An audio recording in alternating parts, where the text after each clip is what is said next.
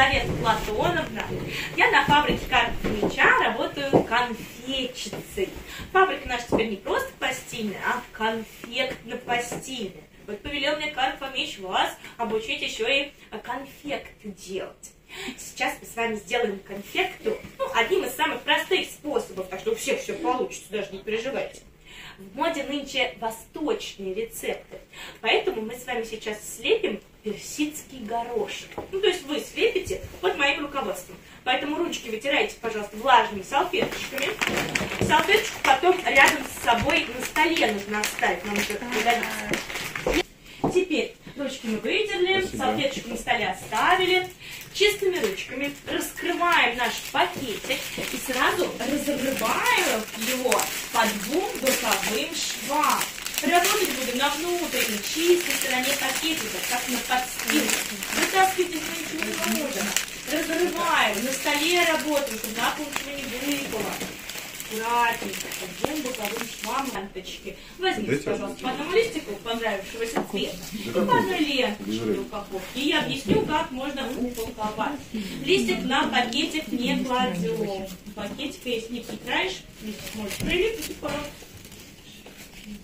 Листик и ленточка на пакетик.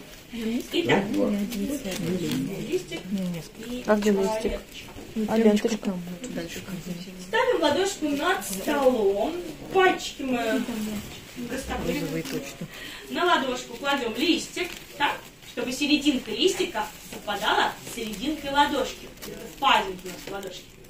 В эту серединку ставим корзинку с конфектой.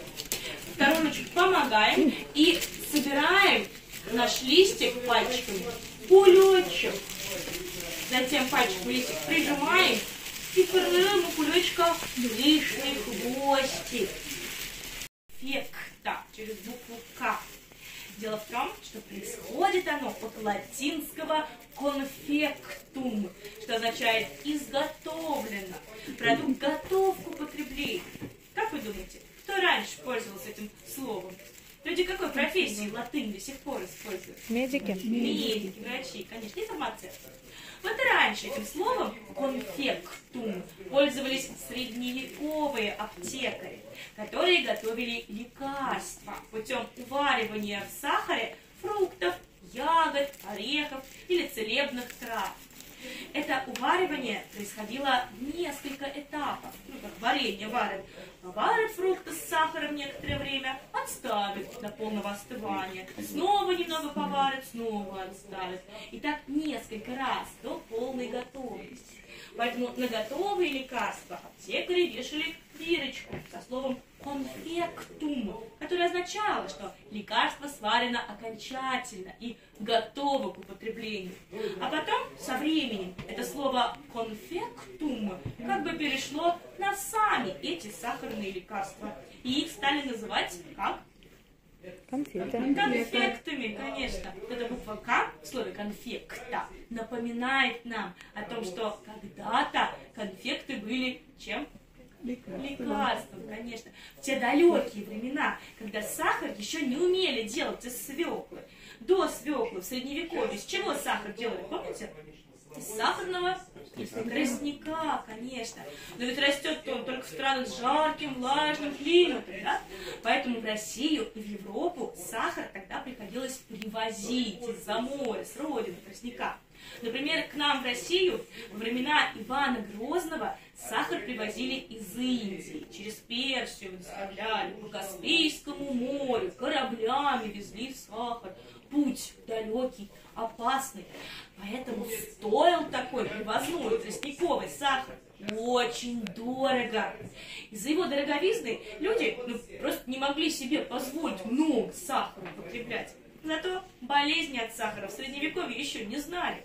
Вреда от сахара просто не видели, потому что употребляли сахар в самых маленьких количествах. Видели от него только пользу, а потому и использовали его в медицине для приготовления лекарств, которые назывались конфектами. Но времена меняются, и конфекты меняются вместе с ними.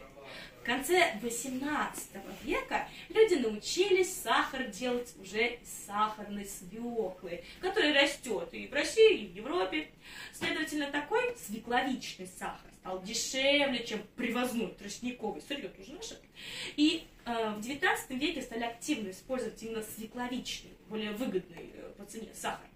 И конфекты стало сделать проще. Сахар стал дешевле, конфект стало больше. Они стали доступней, а потому они стали терять свои целебные свойства. Ведь много сладкого уже, как оказалось, не полезно для здоровья.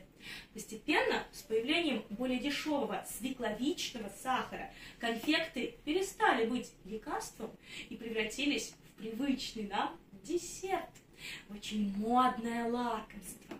К середине 19 века эти маленькие сладкие штучки вошли на пик своей популярности. Ни один праздник, званый обед или бал не обходится без конфект. А про юных барышень говорят не иначе, как время конфект. Время, когда барышня отправляется на свой первый бал, чтобы показать себя свету.